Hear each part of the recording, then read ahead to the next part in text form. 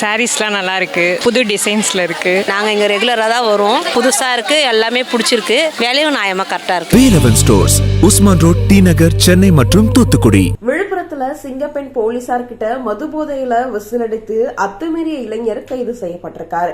திலீப் அப்படின்ற நபரு பெண் உதவி ஆய்வாளரை பார்த்து அநாகரிகமா சைகையும் செய்திருக்காரு. பின்னாடி விழுப்புரம் மேற்கு போலீசார் சம்பவ இடத்துக்கு போய் அவங்கள கைதும் செஞ்சிருக்காங்க.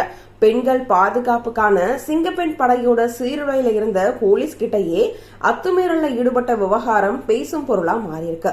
தமிழகத்துல பெண்களுக்கு எந்த ஒரு பாதிப்புமே வரக்கூடாது அப்படின்றதுக்காக தான் சிஎம் விஜய் அவர்களோட தலைமையில சிங்கப்பெண் அதிரடி படை திட்டம் தொடங்கப்பட்டுச்சு. ஆனா நாளுக்கு நாள் இவங்களுக்கிட்டேயே அத்துமீறல் சம்பவம் அதிகமாயிட்டு இருக்கிறதாவும் மக்களும் சொல்லிட்டு இருக்காங்க. ஏற்கனவே இதே மாதிரிதான் பல இடங்கள்ல நடந்திருக்கு அப்படின்னு சொல்லலாம்.